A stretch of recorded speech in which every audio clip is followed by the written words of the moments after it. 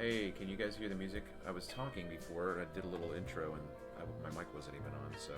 Hello, hello, hello, what ho! Welcome back to another exciting adventure of Playing Truth. I'm your host, Travis Finley. Gotta get this sized up correctly, because I'm having the chat right there, so I can see the chat in case something happens. In case something exciting. I'm good, Adam, I'm good. I am going to California for 9 days, man. I'm going to be shooting the band for 9 days, bro. It's going to be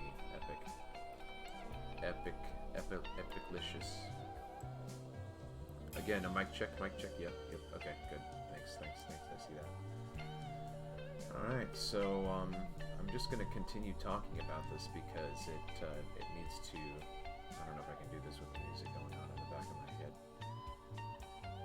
See if I turn this down a little bit.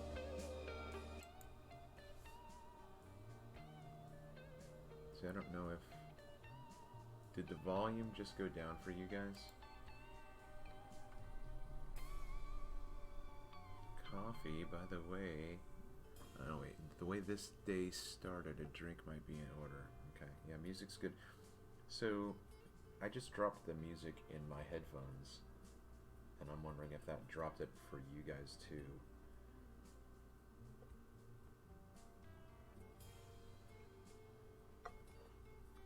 But, anywho, alright, so I just decided to, I contacted Sleeping Warrior, Anthony Riley, to join, and he said that he was going to be able to join, so we'll have a bit of a conversation.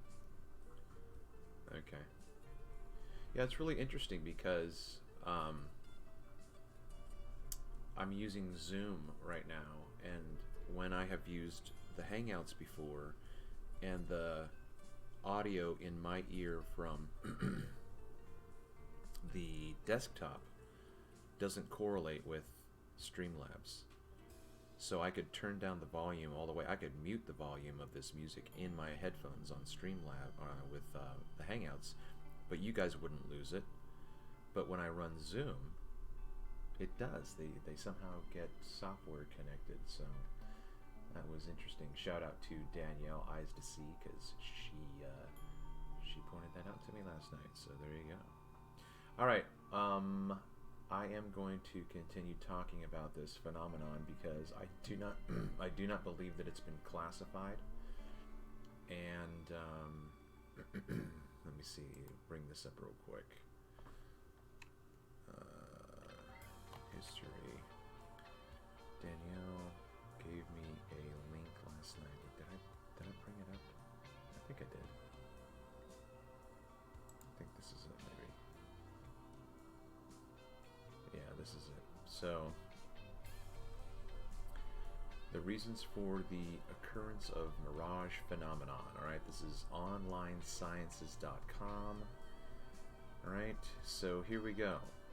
Here we go. We have 4 main classifications of mirage here. Actually, I think that they have a mistake here. They have superior mirages twice. That's interesting. Unless I missed inferior mirage. Let me look and see if oh, there it is. Okay, so there we go. Alright. Okay, so we're just going to go through this real quick. The mirage is called also, who wrote this? The mirage, not only is she smart, Walter, but she's kind of cute. The mirage is also called an inferior mirage, which appears in the desert. Okay, look.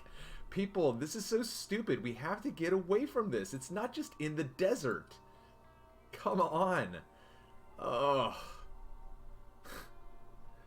It's statements like this that totally obfuscate reality. The mirage is also called an inferior mirage. It gives the appearance of lake water in the distance. It's called inferior as the mirage is located under the real object. Okay, so that's what we have here. Got this demonstration right here. We've got this inferior mirage, right? Okay. So the mirage appears below the physical object. Okay, yeah, pretty good, pretty good. The inferior mirage is usually upside down. Okay, can you show me an inferior mirage that's not upside down? What? Look, we. All right. Again, you guys maybe should know me by now. I don't give a shit about what you say. The rays coming from its refractive time, coming from higher. This is all gobbledygook bullshit. I don't believe it. I don't believe it. You can describe that all you want. All you want. All you can do is look at the phenomenon and describe how you think, because I doubt you've got anybody in there on every single aspect of that layer. So I've got something to show you guys. Then somebody last night mentioned it.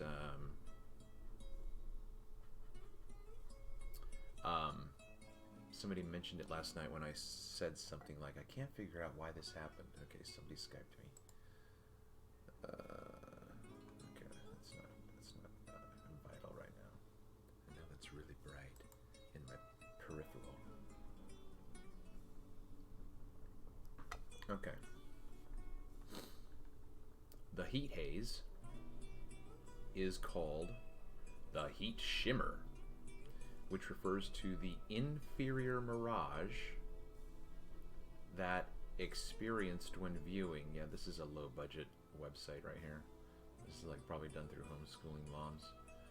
Which refers to the inferior mirage that experienced when viewing the objects through a layer of heated air. Anthony, are you in? Do I have to let you in? I think you should be in. Tony, you there?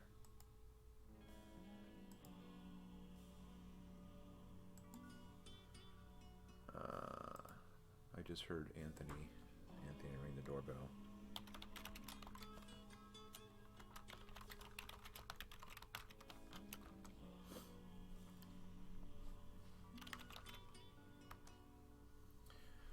Alright, in the meantime, while Anthony tries to figure out how to join, because I think that he just joins and starts talking, but I don't think I have to let him in. Alright, let me do this. Let me just see. Participants. Sleeping Warrior. Yeah, Tony, your mic is open, so I don't know. Whenever you're ready, man. Okay, the heat haze. I don't think a heat haze has anything to do with an inferior mirage. A heat haze is the object that is just completely distorted, like it's like you've crossed your eyes and it just blurs. The heat haze doesn't have an inverted image, so this is, in my opinion, not correct. When viewing the objects through a layer of heated air, such as viewing objects across hot asphalt or through the exhaust gases produced by jet engines. It's also called highway mirage, and the image is usually upside down. I don't think that that's true. I think heat haze has to do with the image being right side up the entire time, and it's just blurred. Like, watch, I'll show you. I'll just bring it up, right? Let's do heat haze. Right, heat haze Wikipedia, mirage. Let's get this smaller. Alright, let's see, heat haze right here. Chunk. Right, okay, see? So you've got heat haze right here, and there's no mirage.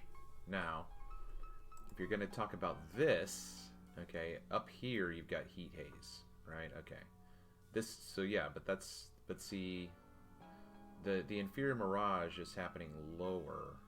So you just have, this is what I've said, you've got a dynamic that is in action. I mean, there's more than just one effect going on in here, okay? So yeah, if that's the case, then I don't have a problem anymore with what this description is. I think it could have just been worded better. But then again, like I said, this was done by homeschooling moms. Okay, superior mirage occurs when the air below the line of sight Yeah, I still don't know what's taken Anthony so long. The superior mirage occurs when the air below the line of sight is colder than the air above it. Bullshit! And it is less common than the inferior mirage. It is common in the polar regions over sheets of ice that have a uniform low temperature. Superior mirage also occurs in more moderate altitudes. Okay, here it is again, people. These two comments are in conflict.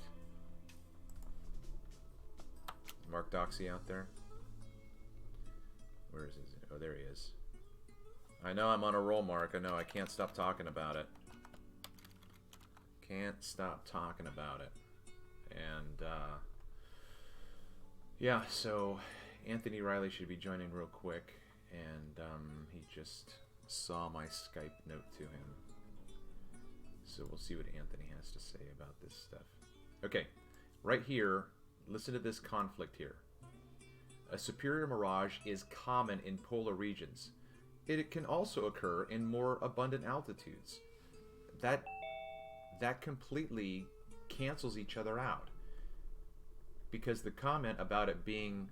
I don't know if I'm supposed to let you in, Tony.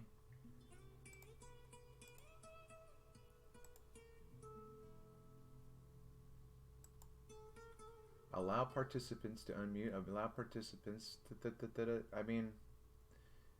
I don't know what to tell you, Anthony.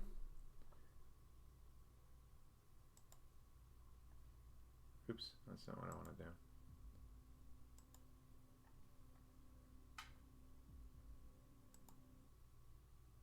Alright, so now I'm calling him on Skype. Let's see if this changes anything for you people.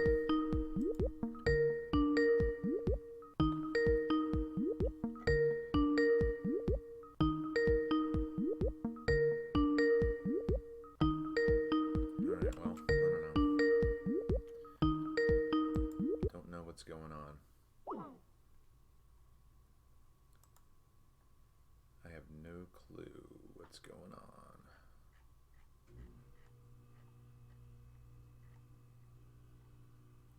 Don't you want somebody to love?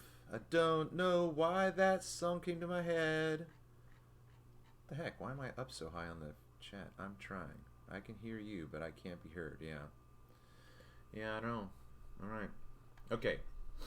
Again, this comment cancels each other out. It is common in the polar regions. If it can happen also in moderate altitudes, right? It can happen anywhere. There's no need to make this qualification. It is common in polar regions, but it can also happen in moderate altitudes. Ugh. They are weaker and tend to be less smooth and stable. So I think that, yeah. All right, let me just keep going. And it can be right side up or upside down depending on the distance. Fata Morgana mirages are most common, right, in polar regions. See, you know what? I think that this has just been cut and pasted from Wikipedia, because I know that I've read this before, and it's very, very it sounds the same. Sounds very similar. Okay. Anyway. Okay. So that. Let's see, what do I want to do? What do I want to do?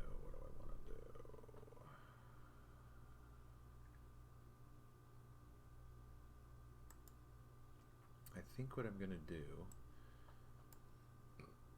excuse me, is my breakfast is baking right now, so I might be hearing the chimes of my breakfast being ready. All right, so that I need to push play on that again. Oops. Now you can listen to some music while I'm farting around.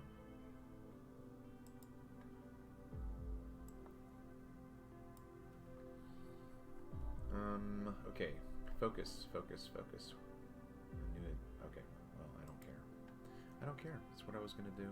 Okay, and then let me make this smaller so it fits in if I toggle back and forth. That way it doesn't block out the chat.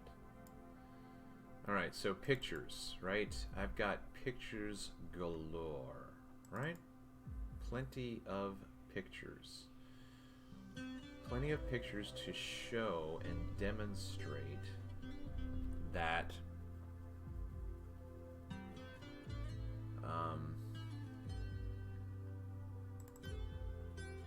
yeah, let me pull this up and see what happens. Let's see what prompts my brilliant analytical mind, right? Did I just hear Mark Doxy snicker? My brilliant oh, I'm going to open this up in Paint. My brilliant analytical mind.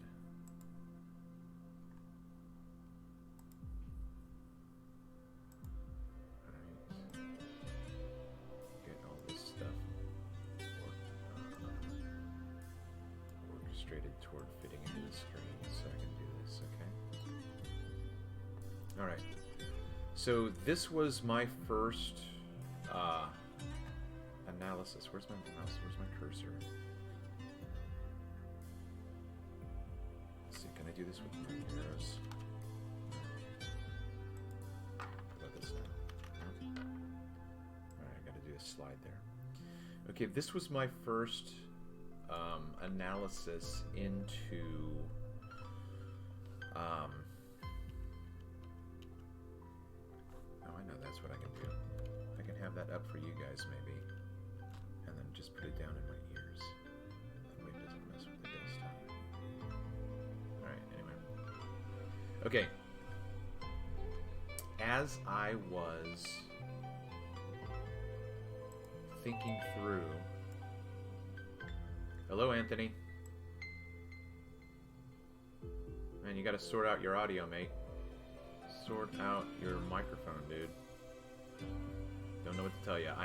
You know me, man. I have no clue what's going on, so I can't help you whatsoever. Yo. Hey, there he is, Anthony Riley. I don't know what was wrong with that. It was acting daft, man. No worries, you're here now.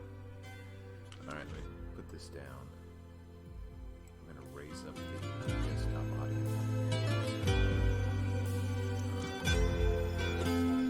I gotta share my screen.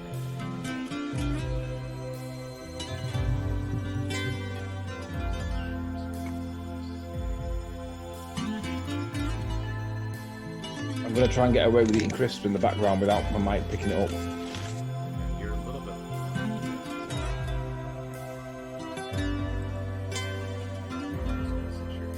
Turn off the conspiracy music guru. Can you see my screen? Yes. Okay. Okay, so I believe, and have you kept up with Jose's stuff since Friday, and some of the stuff that I've been doing? I don't expect you to watch my channel all the time, but I don't know what you have and have not seen. To be honest, I haven't seen Jose's chat for months, so I've got no idea what you're about to talk about, so you'll have to fill me in briefly. Okay, all right. Well, here it is basically right here. On Friday, Jose did an introduction to his show with Mirages, and he went down this web page from Hyperphysics at gsu.edu. Okay, so yeah. It's allegedly right from a reputable edu site, right? There's no citations unless some of these links are citations. These are just hyperlinks to other articles, blah blah blah. Okay, so he goes through these descriptions of inferior mirages. Okay, we've got this Muppet Vision description of what happens with an inferior mirage, and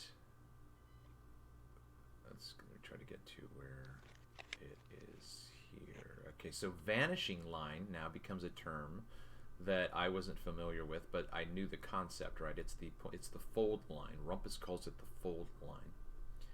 And so that's the point at which the physical object stops being visible because the inferior mirage takes over. So not Earth curve obstruction then, no?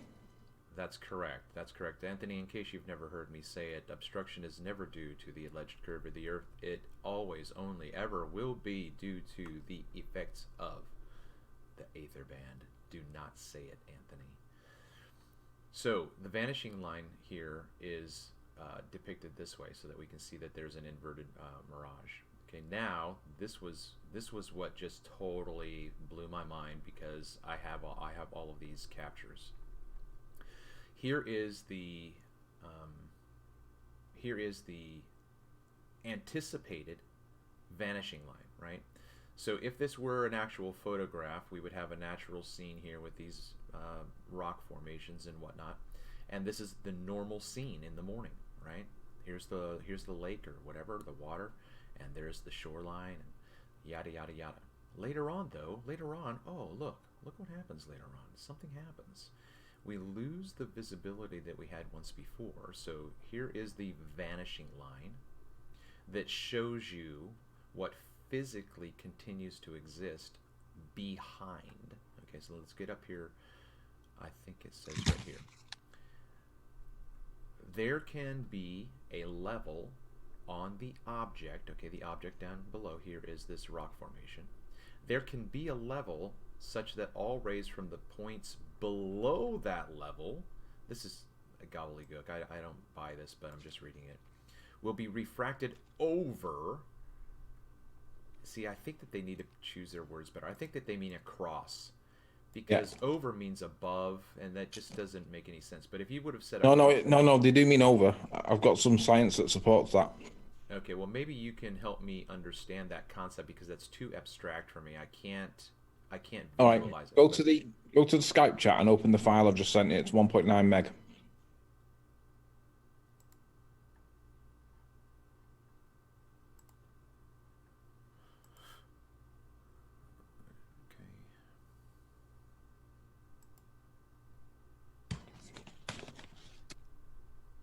atmosphere. Yeah, this is the one that M. Scott Veach got removed off the internet because I found it, started to cite it, and he doesn't like it. Basically, there's two key points to this document. Yeah. One, light deviates from straight in a straight line, up and down, not just down. That's the first point. There's it's well known that the Earth's atmosphere is not homogeneous. As a result, light traveling in the atmosphere will undergo refraction, and the traveling path will, quote, deviate from a straight line. That doesn't mean follow a curved path. It means up as well as down, following like a wave. Every direction, Tony. Every direction. Yeah. As well as left and right and up. Now scroll down. Scroll down. Keep. These are some of the effects of refraction. Keep going. Notice that they're all. Hold on, just real quick. What's real funny was before you joined, I was on a mom's homeschooling site for Superior Marsh, and these were the images. So that's funny. Mm-hmm. Now there you go. Look at that, number 2. The equation of trajectory using Fermat's principle. There's no radius in there. There's no 7/6r. There's something else. Doesn't matter what it is, but it's just notice what it's not. Yeah. Move down a bit. I hate this. I hate this. All these. I am not a math guy. I know it makes it unverifiable, doesn't it? That's like looking at code, like sitting in front of. That's like Cypher and Tank looking at the Matrix code. I'm like, I do not want to see that. I'd rather see the woman in red. Where are we going? Keep going. Okay. No, keep going.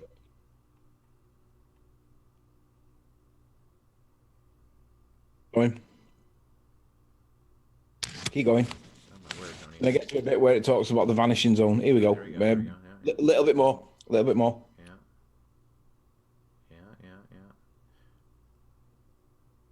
Okay. Oh yeah. You know what? Ranty sent me this image yesterday. This vanishing. Yeah. Now ballers don't like this, or they don't accept it because there's nothing on the axes to label. And that's a fair point, but it's not a point to invalidate the point that's being made. The vanishing point is, I think the observer's eyes are meant to be on the y-axis at the point 2. I think that says 2. But what it's saying is that the vanishing zone, once you go behind a certain point, you can't see it. Even though it is physically there, you can't see it, and the light starts to act weird. Now, however you interpret this is the explanation for why it's disappearing bottom up.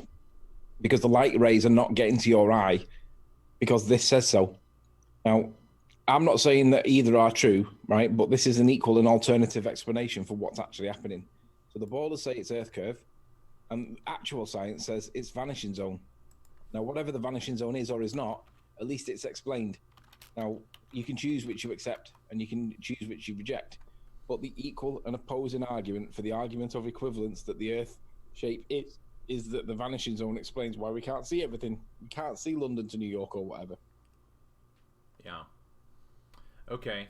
All right. So I'm gonna have to look at that, but I'm gonna have 9 days in California, man. I am gonna go up to where BMLS shot from. Okay. I'm gonna try to reduplicate some of his captures, and then I'm gonna go back to my own stomping grounds with the Anacapa Islands and the Gale platform and Grace and Gina, and do some stuff there as well. Um, so. Yeah. I've just turned my volume down because chat's saying I'm too loud. But Well, I had you up in the register for me too, so do not fade him. You are on the low side, Tony. don't worry about it. Okay. The key thing that you've got to do when you go and observe these platforms when you get to Santa Barbara Right. is: are you looking at the real horizon, or are you looking at some hallucinogenic mirage thing? Right. Well, let me show you. I think you might remember this. I did come on Nathan's after I captured it because it absolutely blew me away, and I knew that it was a killer because it was more exaggerated than the wind turbines, and more exaggerated than even the alleged behind the curve for BMLS. Just to give you not that you might ever talk to Bo, but his name is Bo, BMLS. Those are his initials. Okay, I think this is it right here. Okay, so here is.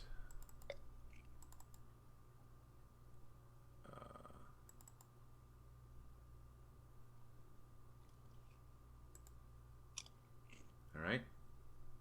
Mm-hmm.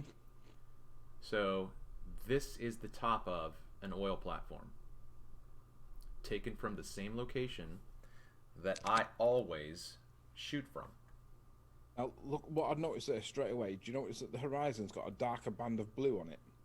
Correct. That is, yeah. Okay, go ahead. Yeah, I don't have a definitive reason for that. That's evidence of something called a Fata Brumosa mirage, where the water is reflecting on top of itself, and that's causing obstruction. But it's an optical; it's not physical obstruction. Sure. But No, it no, raises the perceived horizon. No, I get that. But see, that's what the thing that. Okay, you just said that it's a Fata Brumosa. I would have to see. I haven't come across that in any of the stuff that I've looked at, but what I said last night on my stream was I don't think that there is a description for this phenomenon because I haven't seen it, because we don't have an inversion of the oil platform, and so I think that throws people off, that there's not something optically miragey going on here, but there is, because I have, let's see, go back here. Yeah, you need to look up a Fata Brumosa mirage, Fata Brumosa, where the water I'll reflects above itself. Yeah. Okay, so just as a way of contrast, okay. Here is a contrast of the same platform, right? Mm-hmm. So we've got an inferior mirage with this platform, and no inferior mirage with the one below, but we have more obstruction on the one below. But these are taken from the same location. Yeah. So what you're getting, what it appears to me that you're getting, in my opinion, it's just my opinion, but this is how I interpret what's going on. You've got evidence of a Fata Brumosa mirage, which is artificially rising the horizon above you, but you've also got stretching and shrinking as per Skunk Bay. That's the platform behind it. So you've got in the foreground you've got an inferior mirage. In the background, you've got a stretched image, and they're overlapping, and that's why you're getting what looks like curvy Earth one day, flat Earth the next. Right. Yeah, and so I've said this again in all of my streams as well, that you have not just one. You can't just say this is only one effect going on. There are multiple effects going on. So that's interesting too here, Tony. You see on the top image that dark band like you had noticed before, right? Well, the dark band is there, yeah.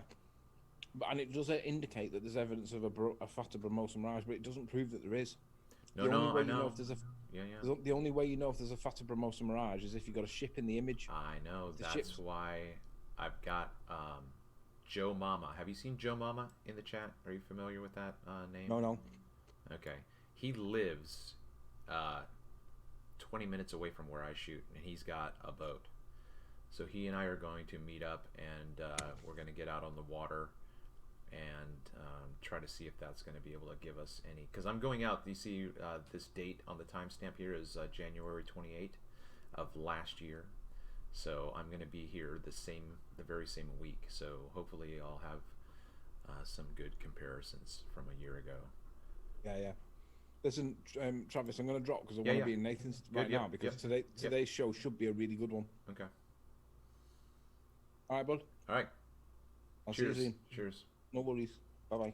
Bye. All right, everybody. So what I'm going to do right now, because my breakfast is ready and I'm going to get that going, I'm going to play some conspiracy music guru, and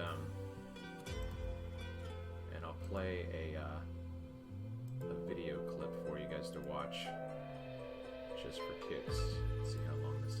That's 37 seconds. Let's see. This is 5 minutes. I think I can be back in 5 minutes. No, I'm gonna pick something good.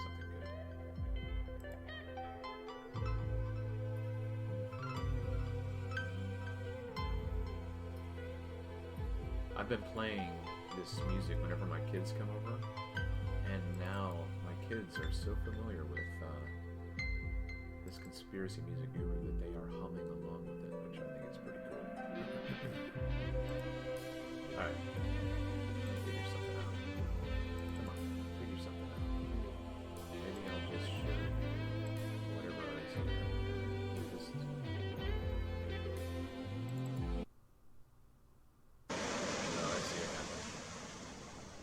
I'm not going to be able to play Conspiracy Music Guru on VLC because it doesn't overlap that way. So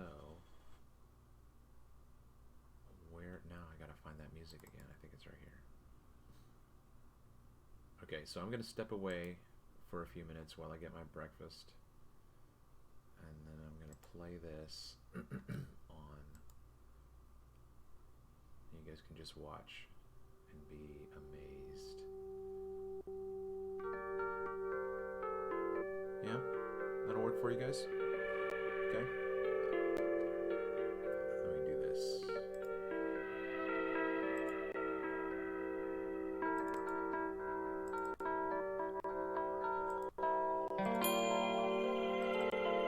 Yeah, I can't manipulate the screen. I'll be right back.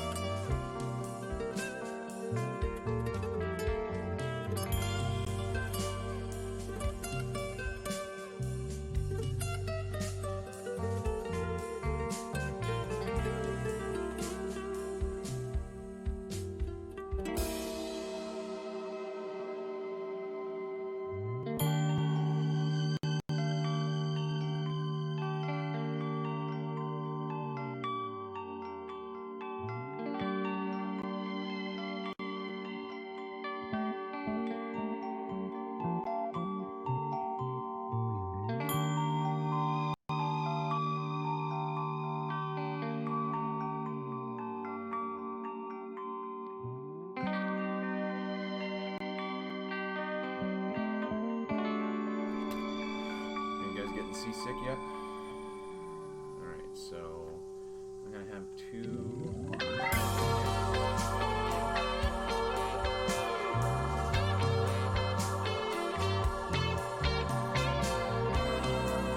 Turn off the music now. And I gotta get the link again.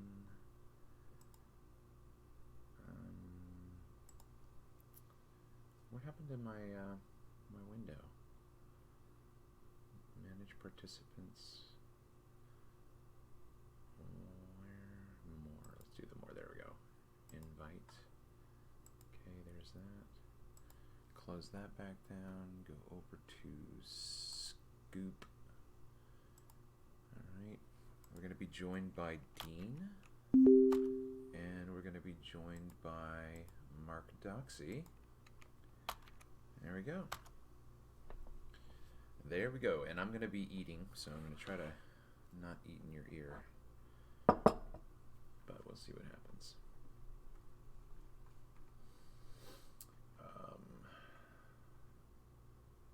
Bring this back. Maybe I don't know. That was playing. Okay. Put that down. Ding dong.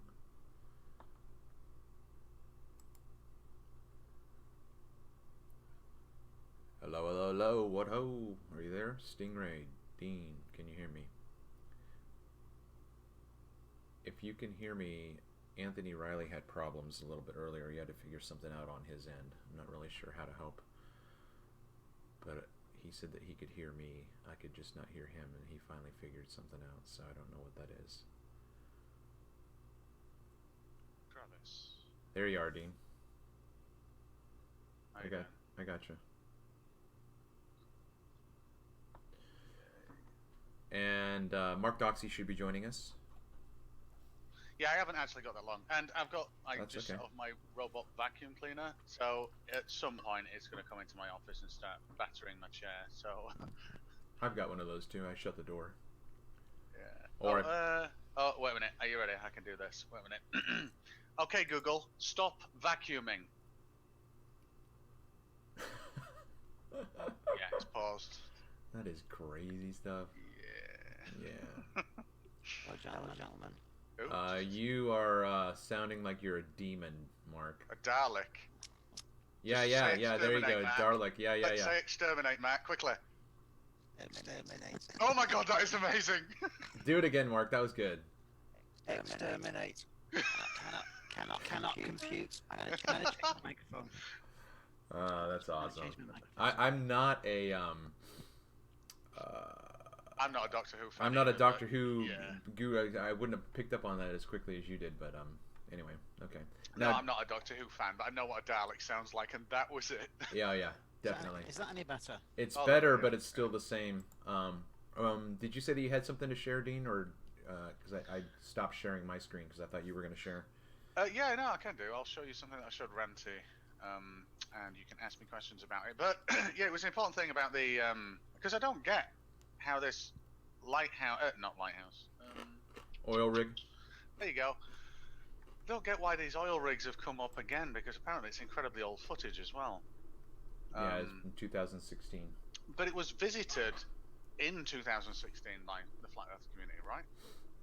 Well, that was before my time, so no, I don't know. I don't know Oh, when right, okay. Yeah. I didn't know that. Can I do another mic check? Is that any better? That's great. Oh, That's Jesus, great. Yeah, that's awesome. Yeah. Right, good.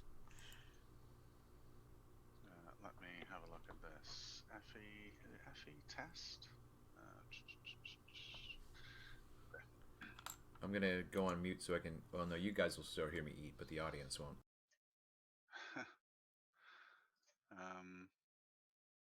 There we go. Yeah, curved refraction. Okay.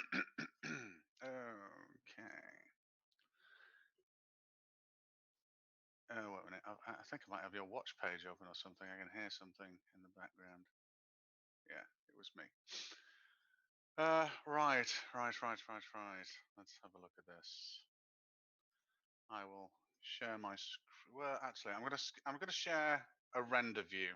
That's what I'm gonna share. So let's sort this out. Camera. Are you losing interest, Travis? Come on, Stingray. Hey, calm down. I've been working, and I am still working, and I've just opened Maya to show you this demonstration. Right, so let's share the shoot out of this. Share the, not a desktop, a specific render window. There we go, share.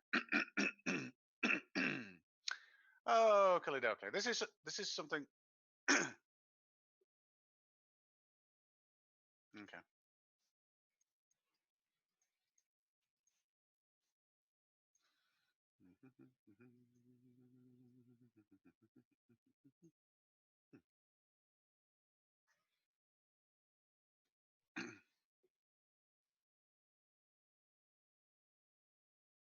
Yes, I can see, and I can see what's coming as well. Oh no, what's coming? Well, yeah. Well, it's a basic 101 Snell's law refraction. So what we're looking at here is and this is Ranty actually asked me to do this. I was doing it on a flat surface to begin with, but then Ranty asked me to do it on a curved surface like this. So what we've got here is quite simply a nice little curved piece of, let's call it land. I could make it the ocean color, but I couldn't be asked. And then we've got this red object that sits on that land. So we can think of it as a building, or if I make it a little bit smaller, maybe we can rationalize it to a, oil rig. So this is what we're looking at now is what we're looking at a render view. This is called a brute force ray tracer. Now, what that means, the brute force is incredibly important, and the ray tracer bit is incredibly important. It traces rays, and it does it without prejudice of anything or any optimizations. So it brute forces its way through things. And the renderer is actually called Arnold, and it's called Arnold because of Arnold Schwarzenegger as well, which is quite amusing if anybody gave a shit.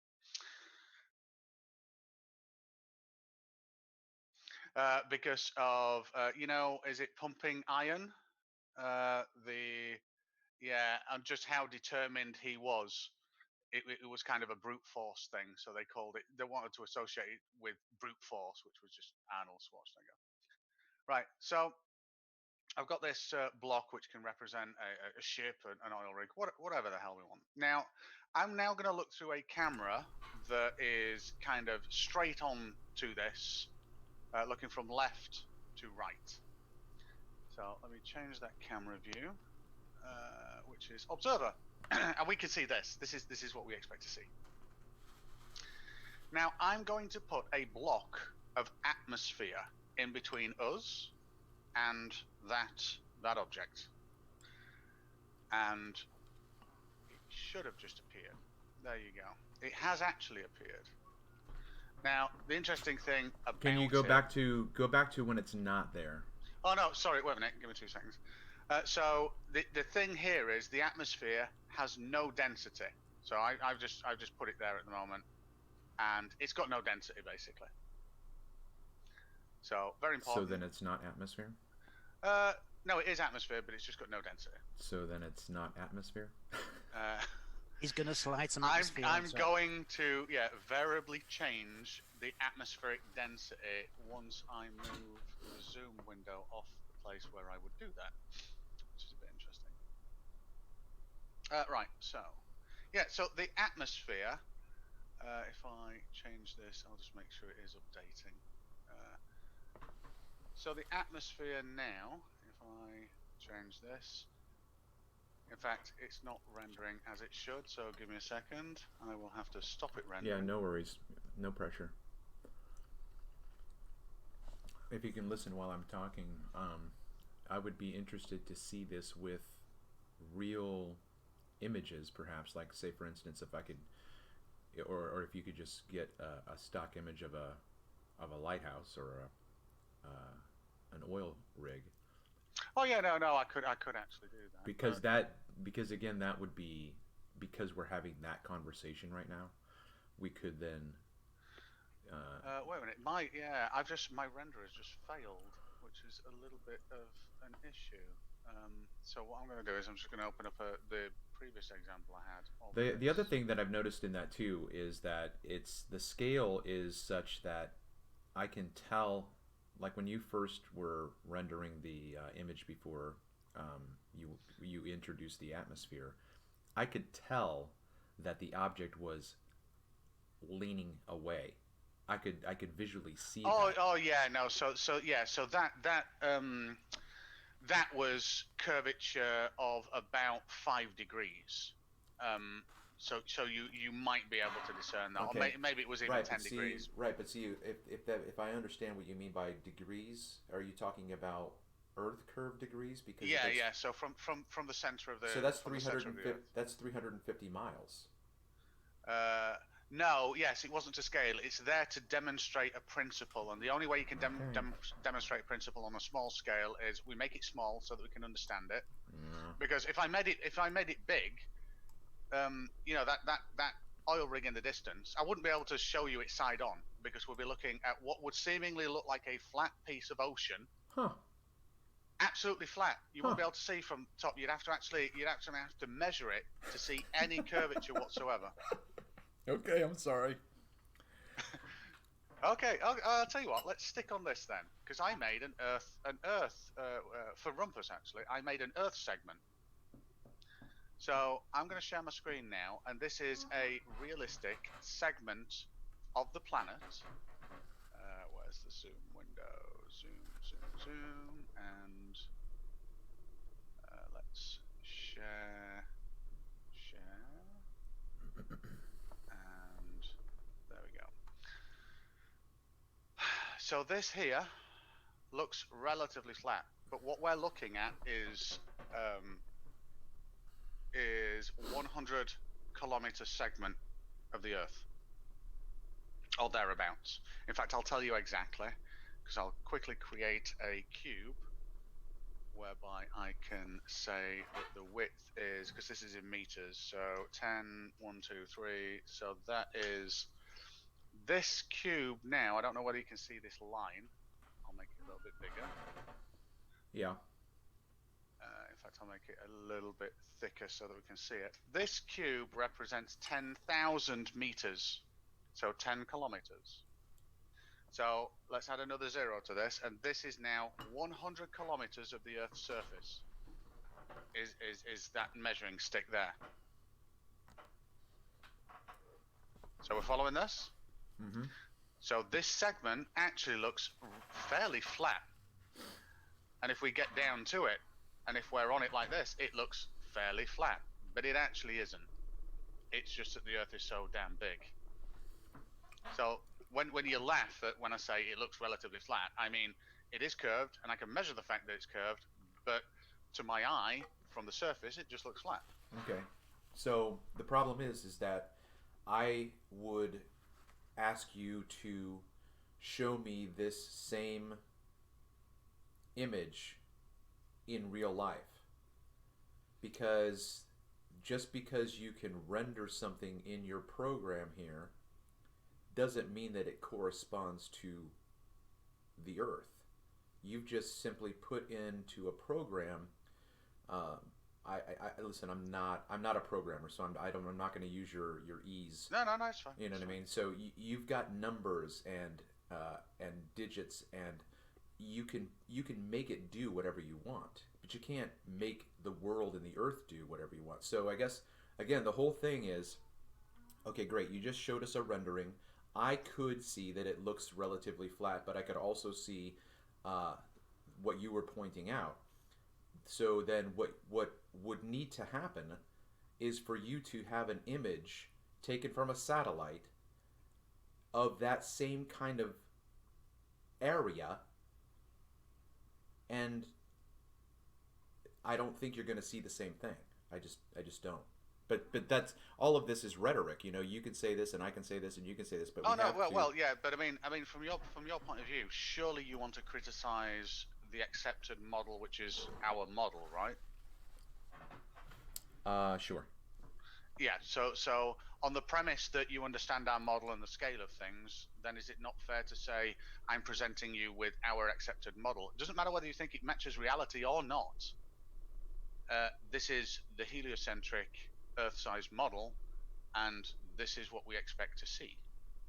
Now, if you wanted, I could go to the ISS video footage, and we could pick out a small 10,000 square kilometer area, so 100 kilometers by 100 kilometers, and we can see how big that is on Google Maps and compare it to the satellite photos, and we'll see that it's incredibly small in there, and that we wouldn't see much curvature. You could do that yourself, Right. but you have to, if you are going to attack a model, attack the model. Don't. I've seen flat earthers take aspects of the heliocentric model and say this doesn't work on a flat Earth, or the aspect of what they're saying says it doesn't work because it's flat. So an example there would be you can't walk upside down on the underside of a ball. You know, that's in your reality, and that's in your conception of where you live. That is not the heliocentric, gravity-based model. Yes, it If you're is. going to, no, it isn't. If you're going to criticize it, there is no upside down on a omnidirectional gravity point. There is only towards it. Right. You are now, with your words, creating a world that doesn't exist, Dean. Because in a world All right, wait, there so wait a is minute, upside down. No. The existence of it is irrelevant at this point. I'm saying what my model is. That's all. I am not saying, hey, this is definitively the world. I'm saying this is the model of which is generally accepted by all of the population of the Earth, give or take the minutest single percentile of a percentile of a percentile. So Okay. I'm saying this is the model. I'm not saying, hey, this is definitive reality. That's not come out of my mouth. I'm saying this is the model. Now, if you're going to criticize the model, you need to criticize the model, not apply it to your understanding of a model Okay. that may or may not exist. I hear you. And that's very important, because I think it diminishes the conversation, and B, it causes conflict, because it's now more about me saying, well, you don't understand. And it's not that you might not understand the concept, it's that you're not rationalizing my model that I'm used to and the world is used to, and you're using something else. Therefore, I'm thinking you don't understand. And I think that causes way too many conflicts. Okay. And you'll hear Rumpus say the same thing. So if you're going to criticize the model, understand it. You don't have to accept it, but understand it enough to criticize the aspects of it. On a heliocentric model, on a sphere, you never walk upside down. And pedantically, the optics in your eye are actually inversed. Your brain flips them. So we're all walking upside down if you really want to be pedantic about it. So, yeah. I'm just saying the argument needs to be a little bit more, formed and potent. Kind of. Okay. All right. So, do you have anything more? Did you say you have to go? I wanted to I'm just use going your to see time. if I can get I'm just going to see if I can get this damn render working. Right now I can. I don't know why it wasn't, so I'm gonna. But I can't find my Zoom window now. I've just got. It says back to meeting, but when I press it, it does nothing. It's a bit annoying. I might have to quit and rejoin. Okay. Oh, wait a minute. Oh no, I can share it from the top. Ah, there we go. So stop share.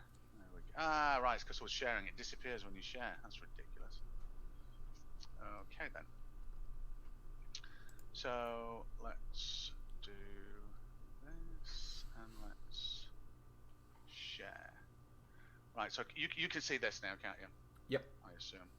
Awesome. Now all I'm going to do is simply move it down so that it's just hidden. Oh, in fact, no, sorry, we'll have it just visible. I don't know whether you can see the fact that it's visible there.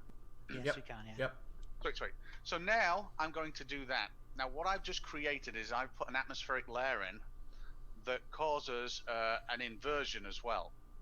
Now I'm going to take out the inversion in a second, and I'm going to make sure that it kind of sorts itself out, because I've got a lot of controls. Caveat is this is working off Snell's law. That's an index of refraction that does nothing. So this is if we were looking at Can you elaborate on that? What do you mean? It's an index of refraction that does nothing. What do you mean? Okay. So the way that I'm doing this, are you aware of what Snell's law is? I have looked it up. It's not memorized, but I did look it up. Yeah. Is it angle of incidence equals angle of reflection? Yeah, kind of. Yeah, and then But it's Total. based on the magnitude of the effect is bent towards the surface normal, which is relative to the density, temperature, pressure, Yeah. perturbations of, Yeah. of the surface. Yeah. So the point there is what we can see, or what I can do is I can bend light basically through the surface that we're looking at it through. So I can say, well, how can we start to see this object, even though it's actually hidden geometrically? And the way that we can see it is with increased refraction. Now, this segment, because it's small, it's creating an inversion as well, which we often see as a mirage. And we can see that I'm pulling it up. And now, if I hide this layer, we can see the reality of the situation, and we can see what the atmosphere is doing. So the important thing here is it's the two are very different, and this is my point. So if you give me 5 minutes, I'll explain my entire point, and then you can ask questions or criticize. So my entire point is this. It is not. I mean, it doesn't matter whether we call this the aether band, by the way, but I'm just going to call it Everybody atmospheric. I'm just going to call it atmospheric distortion. My God, do you drink every time you get a globe earther to say that word that I just said? So yeah, I'm just going to call it atmospheric distortion. I'm not even going to say refraction. I don't really give a shit what we call it. But we have to set out a few premises. Premise number 1 is light bends. Premise number 2 is that the geometry of the situation and the optics of the situation are different because of premise number 1. Premise number 3 is there will always be, because the atmosphere has a variance between the optic reality and the geometric one. It can be slight or it can be extreme. Premise number 3, or 4, the next one, is when it's at an extreme, we can determine how extreme it is approximately based off the other distortions that we see, based on the optic distortions that we see. Now, with those premises set, I can now look at the 2 images of the oil platforms. On one of them, I see oil rigs. So let's go with the one that supports the globe, or that is pushing towards the globe. I can look at that and say, well, that looks like an oil rig. The oil rig is built out of steel girders. The steel is relatively straight. Might not be 100% because I know there's atmosphere there, and if I were to look at it, I might be able to see little bits of distortions. And I can say, well, if I went up to that oil rig, does it match? And does it match if I went right close to the oil rig, or if I was able to get the plans to the oil rig? Do those shapes all match? And the answer is they match pretty close. And then I look at the other, the one where we can see the horizon well behind, and I look at that oil rig because I'm just intently focused on what is the light doing. That's all. I don't actually give a shit about the shape of the Earth or anything at this moment. I'm actually just wanting to evaluate which one matches reality more. And I look at those oil rigs and I see a platform that bends and has got a wave in it, and the sides have got waves in, just like if I was looking at a building in the distance. And if this was video, those waves would be animated. Now, it has to be a logical conclusion that one of those is further away from reality than the other, because if I went up to that oil rig, if I went up to that building, it is not bent, it is not wavy, and it's not acting like jelly if I'm stood next to it. So now I've got these 2 images, and one of them is closer to reality than the other. And I'm wanting someone to dispute this, because to me it's just way clear cut. Can I jump in real quick? Yeah, go for it. So, analogous to what you're saying is you have 2 images. In the one image, you don't have high distortion of the oil platform. In the other image, you do. And you're talking about, which one is closer to reality. The other side of the coin, in my opinion, is the reality of the horizon. So, in the one image where there's no horizon, for the sake of argument, let's say that's the image that you have more clarity on the oil rig. And Sorry. Both of them feature what we would call a horizon, but this is actually getting The away one from the that's- point. This is Let me finish though, Dean. Okay. Because I didn't. Yeah. I wanted to interrupt you, but I just didn't. I was biting my tongue. I was trying to be a good boy. But my point is, you're okay. So in both images, yes, you have a terminator line of the water. If we want to call that the horizon, that's fine. In the one, it gives the appearance of Earth curve. And again, for the sake of argument, I guess we should probably bring these images up so that we don't have to have it abstractly in our minds. But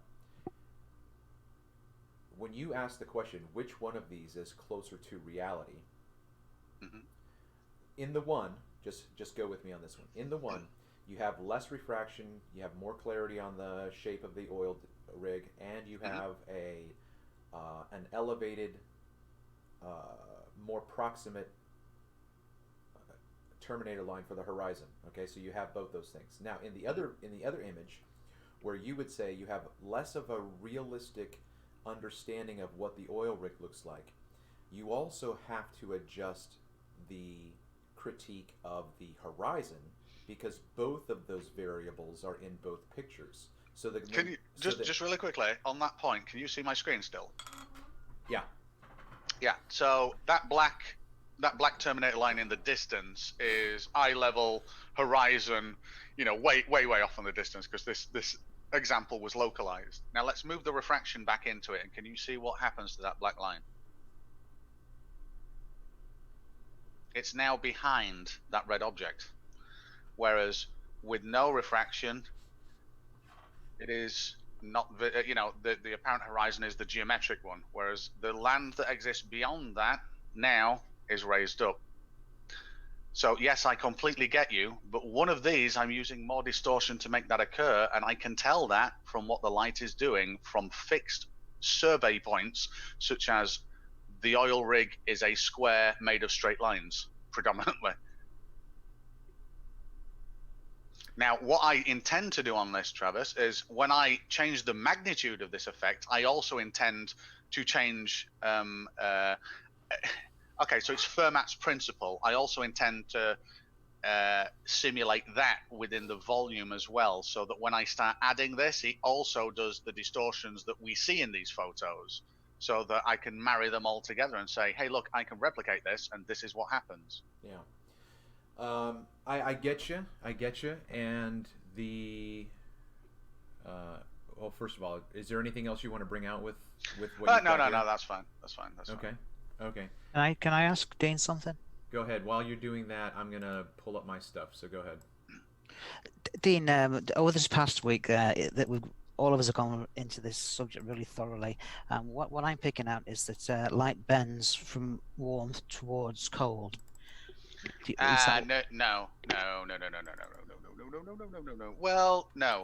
So the only thing that's important there is the general rule is if you're moving. So if you're talking about Snell's law, when you're moving from the passage of dense to less dense, yeah, you are going to be bending towards the surface normal.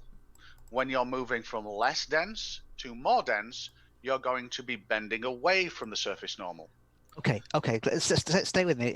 So it's the density and heat does create different densities. Yeah. So I'm going back to my physics days, and that was a long time ago. But I also remember we looked at Snell's law, and we also looked at evaporation produces cooling, as well as dynamic equilibrium. Just above the surface of water, you've got molecules jumping in and out of the surface and going back in again. Yeah. Right. Yeah, and with evaporation producing cooling as well, the surface, the first few inches of the water is cooler than the air. 100. Yeah, 100%, and that is why we get inversion at that point a lot of the time. Let me just carry on. If we can imagine a lighthouse now that's painted in lines, that the lower lines closer to the cooler air are being bent into the water, and so somebody who's viewing it from 10 miles away are not getting those light rays from the lower part of the lighthouse. They would. How would they when the lights are being bent towards the water, into the water? No. If the light is passing from the dense medium to the less dense medium to the denser medium. So imagine so what's important is the geometry of the situation. You need to kind of visualize what that is, because that's the truth. That's not optics. That's the truth. And it's the difference that you're trying to figure out. You're trying to figure out what's happening in the optics. So if the light leaves the bottom of that lighthouse and traverses that cool layer of air into a denser layer of air, it will bend an opposing direction. So it will bend the direction that isn't standard. But then when hitting the other layers of air that do follow a graduation, a pressure gradient, which we do expect, then it will start bending back round. So what you get is it will reach your eye, but it reaches it in the wrong vertical order. And because of that, it looks inverted and it appears somewhere else. So that's why you may well see the bottom of that, but you may see an inversion of it and it will be out of place. And that's what we call a Fata Morgana, is it? Or yeah. Okay, it's trying to. You're going to get two TIRs, aren't you? Total internal reflection. What you described to me was the light comes towards. It can bounce away. Yeah, no, it can bounce away and bounce lost. upwards. Yeah, but what if we are in the prism? And we've also got the various densities of the prism, because the closer to the water. So that's where you don't use Snell's law when you're talking about that, and that's why you don't really use Snell's law for atmospheric refraction. You use Fermat's principle. Well, what I'm saying, and my conclusions are that just because we don't see the bottom of a building doesn't mean that it's hidden behind a curve. It's the light playing tricks on us because of atmosphere. Right. So very importantly, words are important. A trick, it's not a trick. And listen, that's quantum eraser style talking. You know what I mean? Yeah. No. So light playing tricks, your brain can play tricks on you. It really can. Yeah, or your interpretation can. Yeah. So don't divert. So what you're describing is an absolute physical cause-effect relationship based on what is there.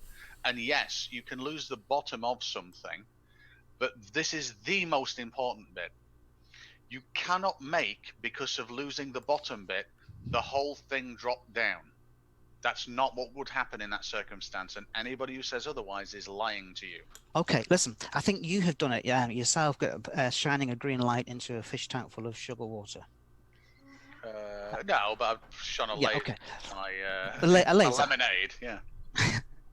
So we're looking at it from the side of the fish tank, and we see it go down, bend down, and the bottom of the fish tank's black, so there's no reflection. It doesn't bounce back up again. Now, if you are on the opposite, now go to the opposite side of that laser coming towards you, you won't see it, because we've seen from the side point that it's bent down into the blackness. That's what I'm saying about the lower part of the lights from the lighthouse. It's in a denser zone, and so the light's not going to get to my eyesight unless I can get up above the zone. No, I'm not in dispute here. I'm not saying that every bit of light that leaves the bottom of that, or even any light that leaves the bottom of that, can make it to your eye. I'm not. No. Okay. A band of air could bend that way away and produce trajectories that are never going to meet my eye. Yeah. That's not common. We don't often see that, and when we do, it presents with total inversion of what we're looking at optically. Okay, can I jump in? Mirage effects. Go ahead. Dean, can you go back to what you said about right before Mark brought his point up? You said something about the image will not drop. Can you remember how and what you said?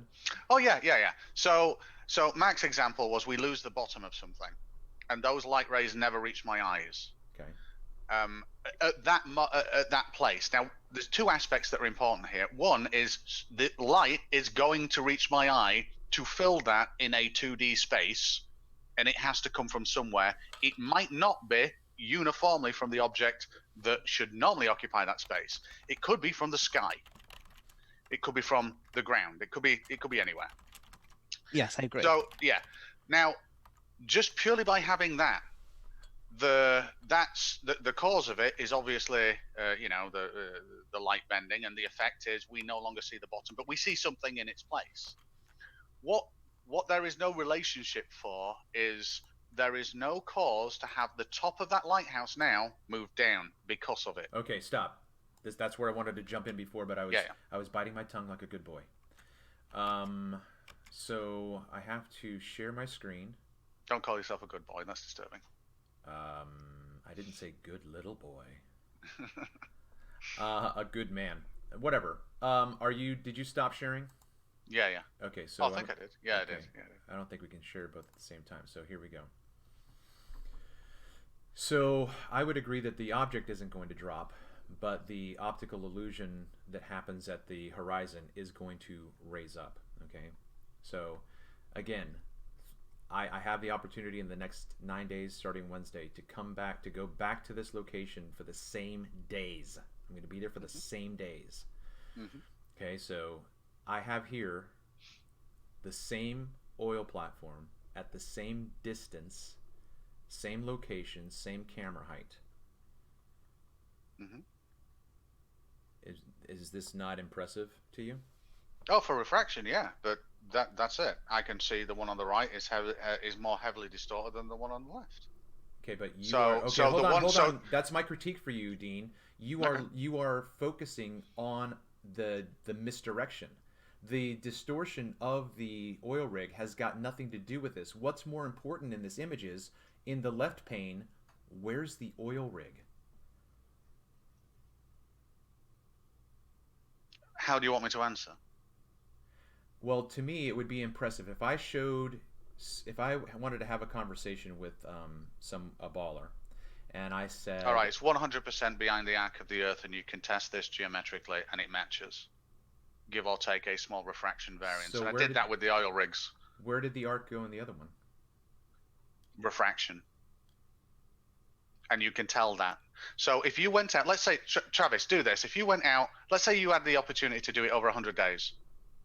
And let's say on each one of those days, you set up the tripod, exactly the same location, distance, height, everything. And you just recorded them. And then when you looked at it, your simple premise was those principles that I laid out at the start. If there is distortion, if it bounces around and you can see it wavy, you assign an arbitrary value to it. Let's call it a distortion value, 1 to 10. 10 being extreme, I don't care. So the one on the left, we've got a 1 or a 2. And the one on the right, we've got a 4 or a 5. And then you do this 100 times. You will start to notice that the ones with the higher values of distortion look higher up in your view. The ones with less distortion look lower down in your view. And then you have to ask yourself, regardless of what's hiding them or not, which one is more realistic and matches the geometry of the situation. And if you say the ones with the higher distortion, then I take issue with that, because I don't see that when I walk up to those oil rigs. Say that again. If I say the ones with higher distortion. Yeah. So if you say the ones that match, because this is about geometric reality. So if you say that the one on the right represents the better geometric reality, you would have to also say the light is not being bent or perturbed in less than the one on the left. And I can clearly see with my own eyes in these two pictures that is not the case. Okay, so here's, based on where I am right now, I'm going to try to give you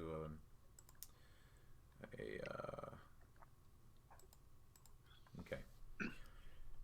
This is from an EDU. I don't know what GSU, I don't know what university that is, but Gordon, maybe, I don't know, whatever. Okay, this is this description.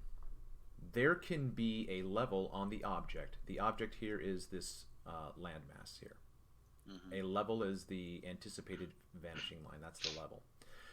There can be a level on the object such that all rays from points below will be refracted over the observer's position. Points below that level, that vanishing line, will not be seen by the observer. Yeah, correct. I agree with this. This Okay, is the observer yeah. can see both the object above the vanishing line. So now we've got, so here's me going out to the oil platforms in the early morning. No gross distortion, right? I go out 2 hours later, and I've got an inferior mirage. Yeah, yeah. Okay, hmm the object hasn't changed location, right? So what I can't see here is the same uh, landmass. What I can't see here, let me pull it up because I was doing this all yesterday. See if I can find it. I think it's right here. That's not it, but I'm going to draw. Okay, so here we go. I'm going to draw. Right here is the physical water line. Okay, so that physical water line is still there. This this landmass is still physically there.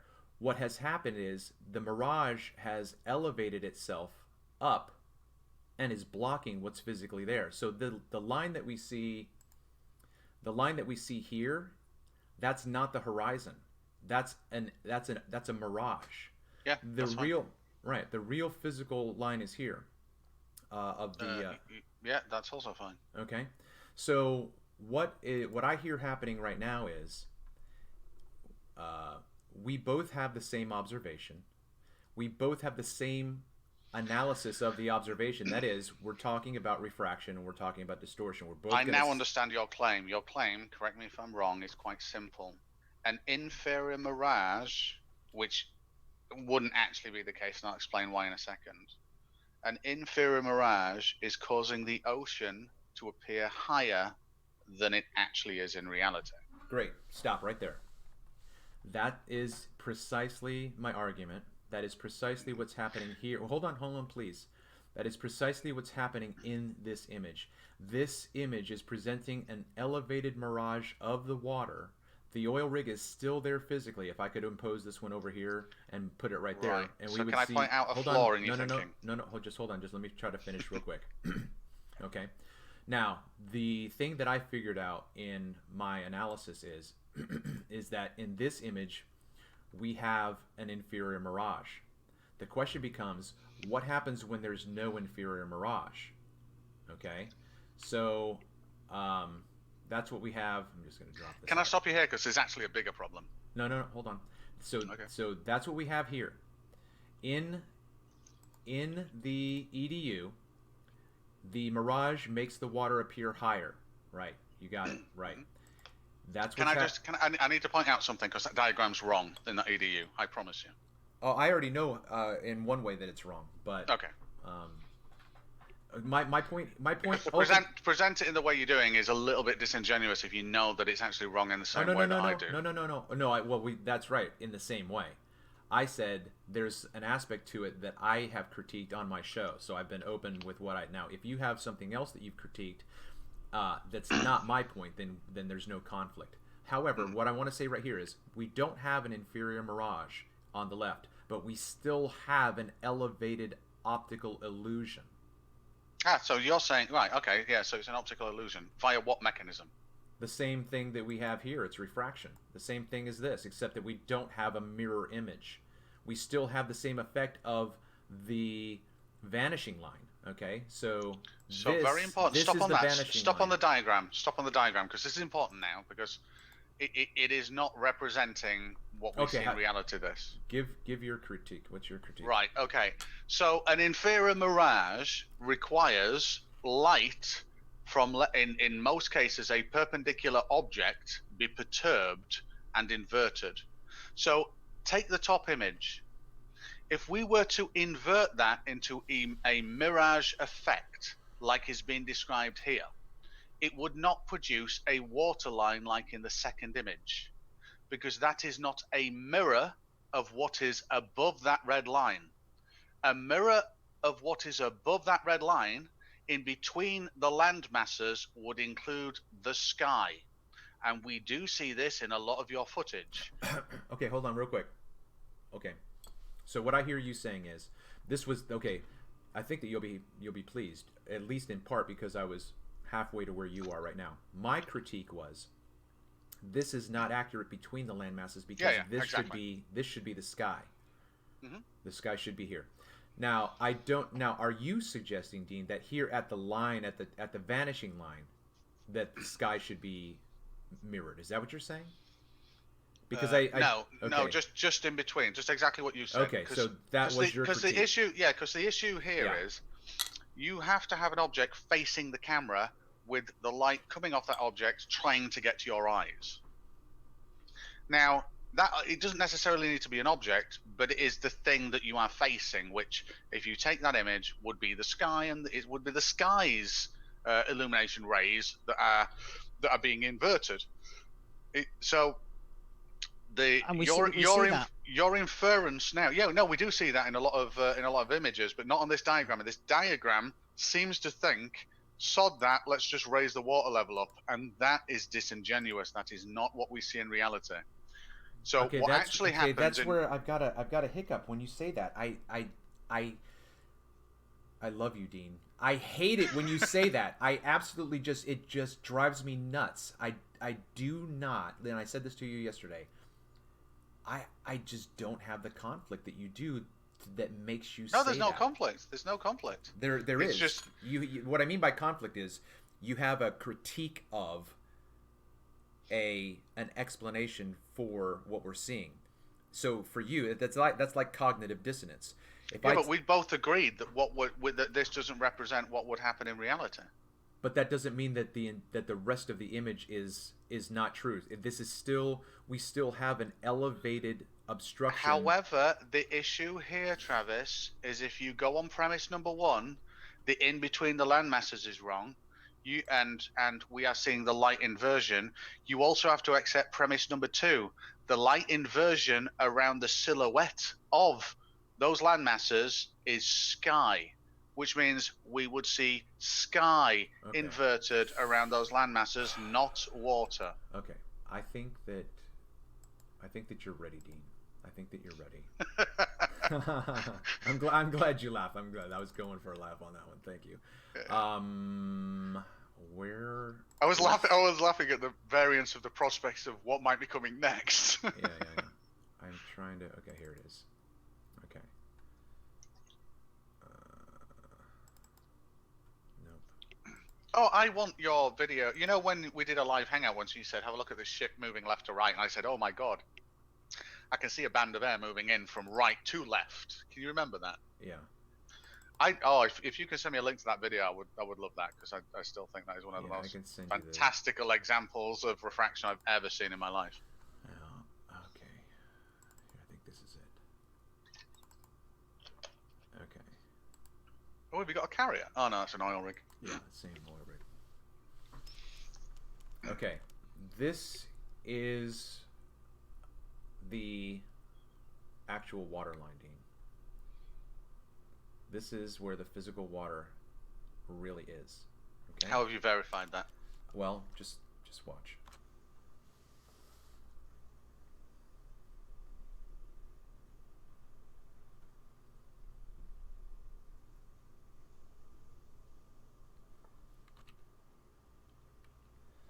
All right. So, right now we have the oil rig.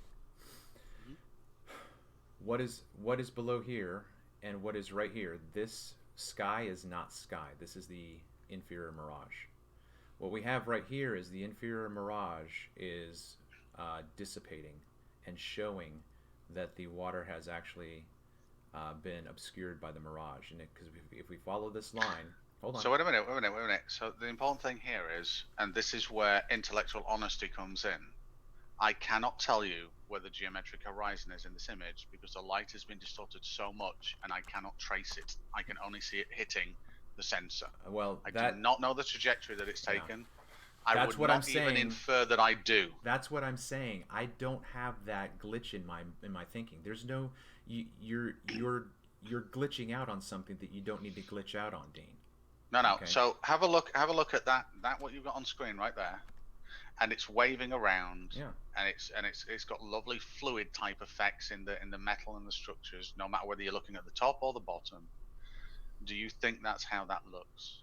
That's irrelevant. That question, that's what I'm saying, Dean. That drives me absolutely nuts. You are focusing on misdirection. We are No, talking. no. I'm Yes, focusing purely on, could I be looking at reality? you are looking at reality. If you Geometric reality, pick Travis, something not optical reality. Geometric reality. that Does this represent? If we could take away all the atmosphere, or I could drive up to that, is it going to be waving around like that and look wispy? And the answer is clearly no. So, is it that fair for me to is infer not that the light? point, Dean. No. We are seeing light. Yes or no? Are we seeing light? Yes or no? That's the on-the-spot fallacy. Are we seeing light? Of course we're seeing light. Brilliant. Okay. So, are we seeing light that represents the reality of those geometries? Yes or no? No, listen, forget your yes or no's. We can see what we can Oh see. no, there's a massive I accept variance. that. No, Okay. Dean. No, This no. is the So, glitch, so man. no, it's not a glitch. Yes, it is. You see this and you say, "Oh my God, this is so real." I see this and say, "It's a wavy mess." What are you talking about? Well, ultimately, the argument is, why do we not see the lower part of boats? Is it curve or is it optical?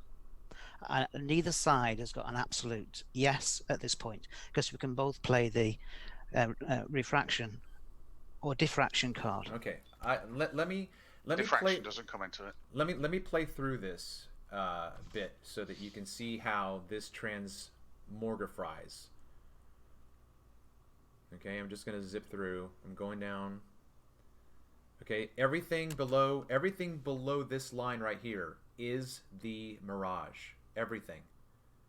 This right here is the physical horizon that is poking through the mirage. Okay. So I've got a very simple question here, Travis, and you have to answer me honestly. Yeah. Can you tell me exactly what the light is doing to that I band don't of give atmosphere? a shit, Dean. I don't give Right, a shit. okay, don't swear. You don't need to swear. I'm saying, can you tell me what it's doing? I don't care. So if you don't care what the light is doing, could it be fooling you? Or do you not care about that either? Okay. The in the same way that we could, like, let's say that this was still sky, okay? And if I showed this to you, you would think that this is the horizon. And if you say, well, what's the light doing? I'm like, I don't care. Wait a minute. I'd have to see something behind the horizon or further away from that termination line to determine how accurate that horizon might be. I would never say, hey, that's the horizon. There'd have to be, like, if there were clouds in the distance and I could see them, like, converge, or if there was a boat, or if there was land masses behind, I might be able to infer semi-accurately, but I would never say, hey, that's the horizon on a white thing, because I can't tell what the light is doing. So, Dean, you wouldn't use a theodolite as a part of an experiment by pointing it to the horizon? No one would use a theodolite on the ocean, I don't think. You can correct me if I'm wrong, absolutely. but I doubt. Al Baruni did just that. You'd have to be able to verify that on that day. You got Dean. Don't you know that you have your own people talking about Al Baruni using a theodolite over the ocean? If there's not a lot of refraction on that day, it's incredibly freezing temperatures, and there's no weather fronts or anything like that. Yeah. It might be possible, but you'd have to verify the atmospherics and the refraction on the day. Okay. A couple of years ago, Dean, we were arguing with people like that Rumpus and Gem Panda that all you need to do is use a theodolite, and that'll tell you that the Earth's curved by pointing it at the horizon. Wait a minute, stop. So that statement has got non-specifics surrounding it.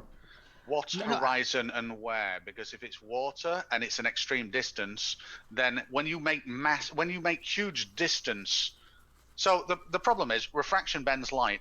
You don't know what you're looking at because you cannot trace that light. You can only see the end result of it, and it's intellectually dishonest to actually infer otherwise.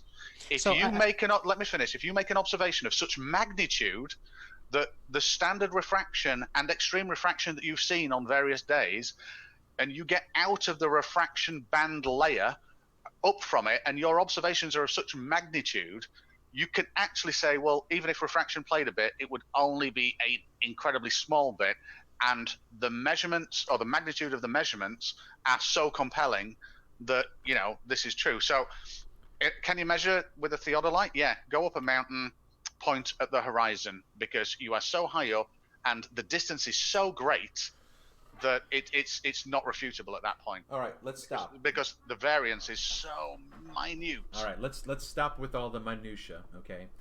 In all honesty and respect, I really don't care to science the mechanics out of what and why I'm seeing what I'm seeing. Okay, I would be happy to leave that to the likes of Dean or someone on our side who loves to science. I'm going to be the guy that gives you the visual data to use as illustrations. Okay, so just look at the screen right now again. Right now we have the actual physical water being revealed as the mirage dissipates here to the right, you can see, and over here to the left.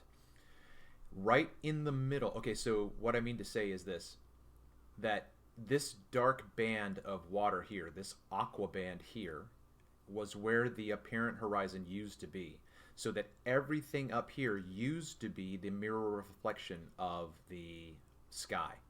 So this is sky. Okay, if we're going to go back in time and if we're looking straight ahead and there's nothing there, this is sky. In 6 seconds, in the middle of the screen, you're going to see a splash of water where the sky used to be. So part of my argument when you said to me, Dean, how can you verify this? I'm verifying it visually, where I said before that when we started to see this line, this wiggly line with nothing else below it, it was just this ghostly line, and I said that was the water, and you said, how can you verify it? This is part of my verification. Just hold on real quick and you'll see this in 6 seconds. Just kind of keep your eye off center or whatever, you'll see the splash. Here we go.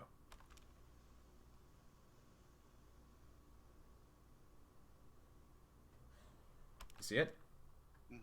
Okay, so that is now, in my opinion, justification to say that we are looking at physical water, and we just saw what I would say is a seabird diving down into that water. Now, as we go throughout the rest of this video, we see that over and over and over again. But what I'm going to get to real quick is I did this analysis yesterday with Eyes to See with Danielle. And when the mirage starts to come back, now, okay, here's this. Watch this, Dean. Okay, my camera is stationary. You see how high this image is right now? Okay, I have walked away from my camera to let it record. My camera's not moving.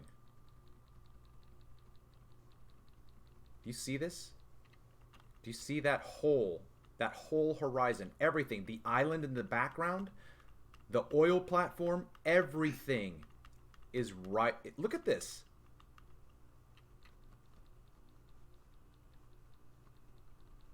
Yeah, so my question to you is quite simply, do you think the island is transforming and rising up and causing huge earthquakes? No.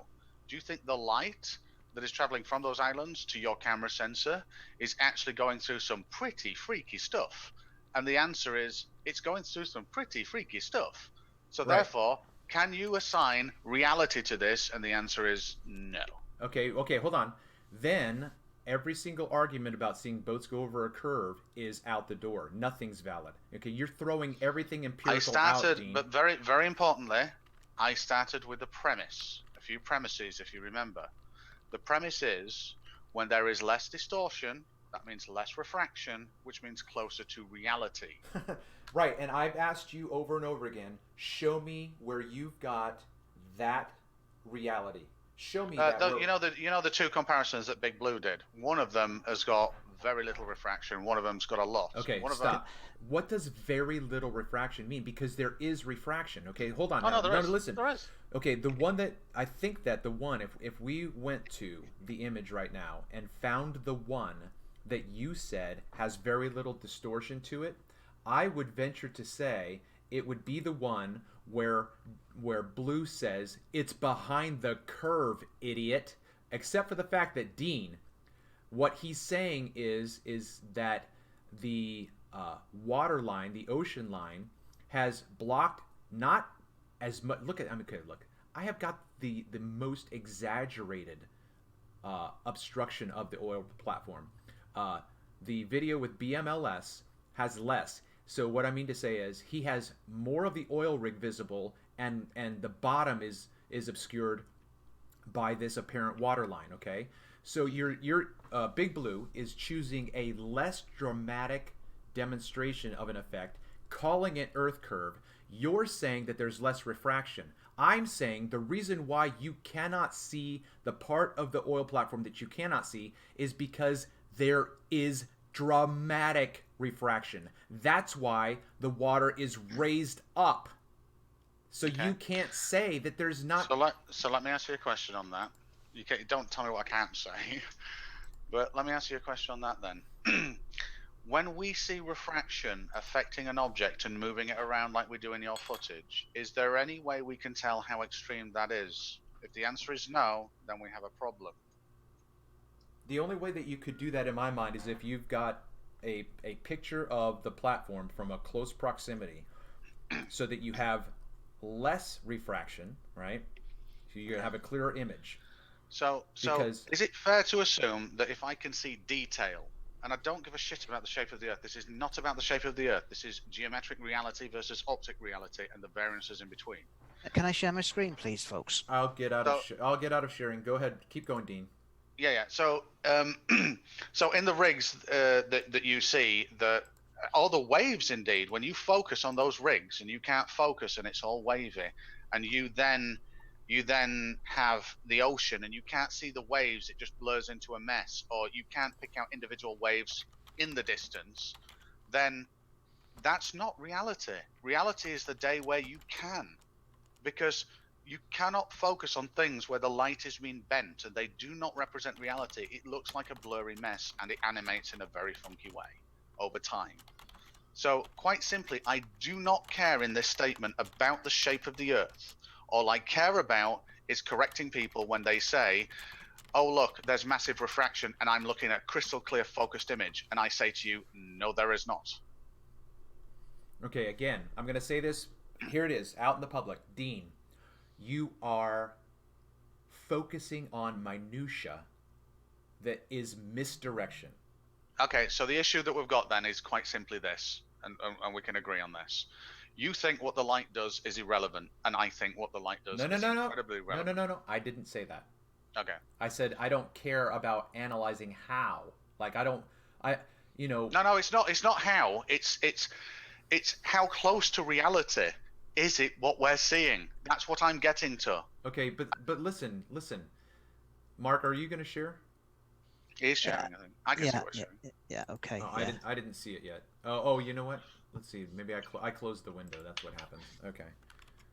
Dean, I'm sure you're familiar with what this is. I took this in a studio where a glass full of water. If you can imagine that glass was one continuous tube going right from left to right, where you would the pink would be the sky and the green would be the ocean. Mm-hmm. But you know this is very basic, isn't it? But even if you've got an image or you're looking at something where there's very little refraction, there could still be one total refraction that is very steady. Incorrect. Okay, if you believe that, then I know where the disconnect comes in. What the example that you've got there is a physical true surface. That is not how the atmosphere works and never has. And what you're looking at there is viewer position dependent. So that in no way represents the variances that you see in the atmosphere. What you would have to do is make that surface out of jelly and have it animating. I agree with you. I absolutely agree with you on that. Yeah. Yes, of course. I agree with you. This is just an example of Oh no, I get what refraction is, and that's going through. That's Snell's law would dictate the index of, and this is how how interesting I am.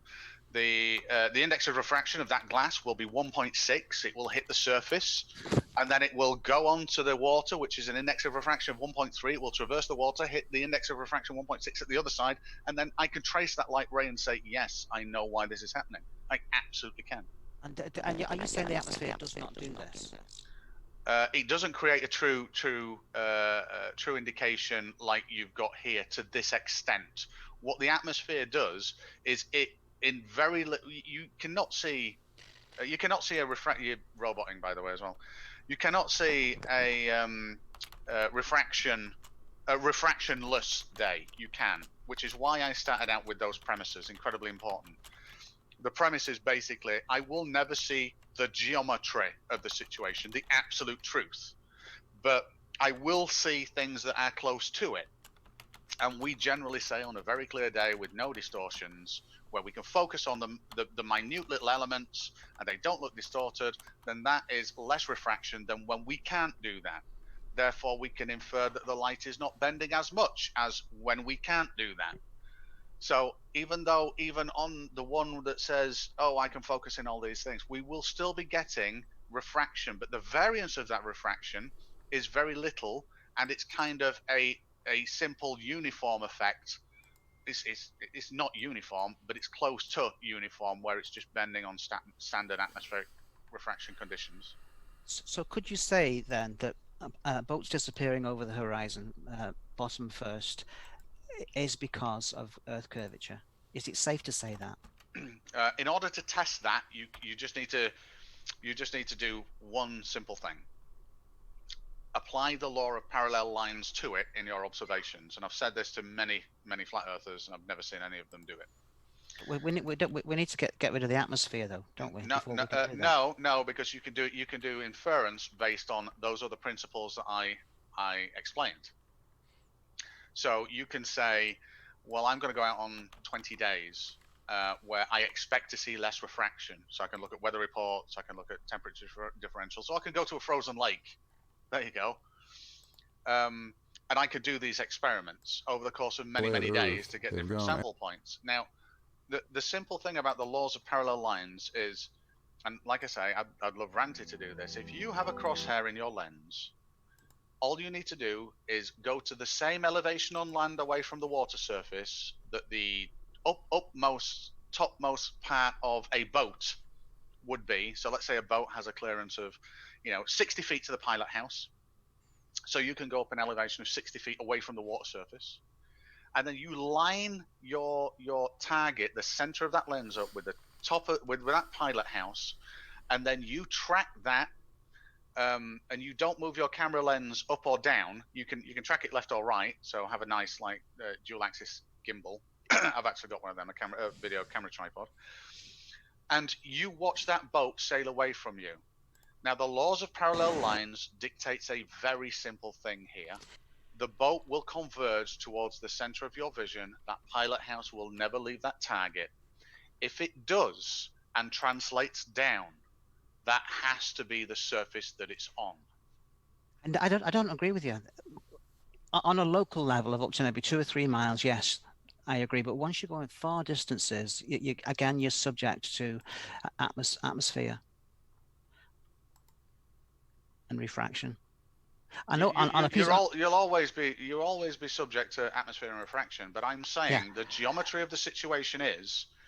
But the crazy thing is this, Mac. Listen to this. You can do it on no. You can do it on AutoCAD, no problem, and you can. No, I'm not saying that. I'm saying I'm saying do it in real life. In real life, how do we know it's not bending?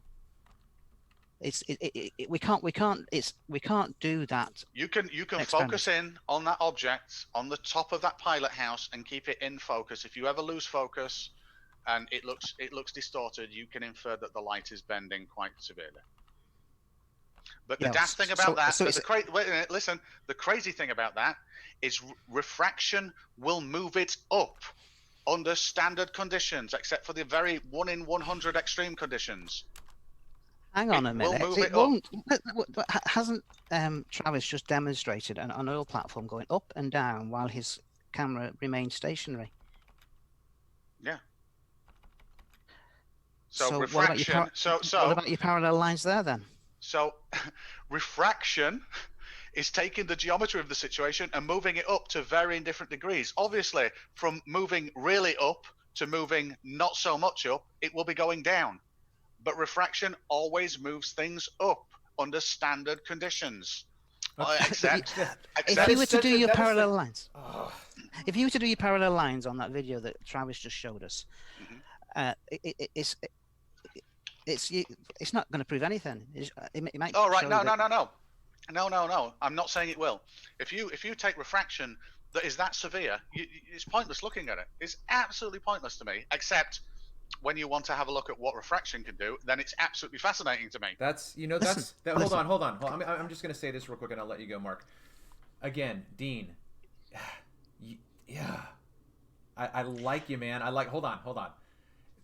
What I hear you doing is, you are a dentist who is just the smoking hottest dentist ever, and women look at you and smile at you all the time, and they tell you with their eyes that they want to take you.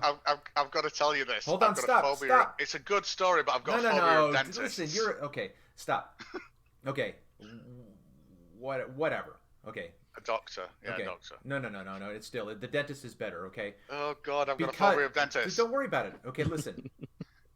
The women are telling you that they want to sleep with you, and every time you look at them, you break down and analyze what their smile is, how I know the muscles that do that, and you miss the lays of your life because you are dissecting to the utmost. You are focusing on minutia, Dean, that is preventing you from taking in the appreciation of what we're looking at.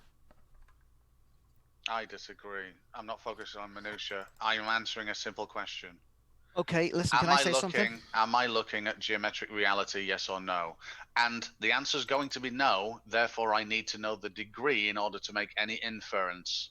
And the degree determines the level of my inference and the error tolerances. That is just pragmatic evaluation. That is not looking at minutia. That is me wanting to be honest with myself. Well, can I be honest with you as well then?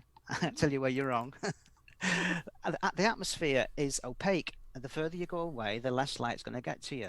And if you're going to follow the deck of a ship outwards, the thickness of the atmosphere at 20 miles is going to be different than it is at 1 mile. Agreed. You can do it on AutoCAD, but in reality, you cannot prove that it's because it's going over a curve.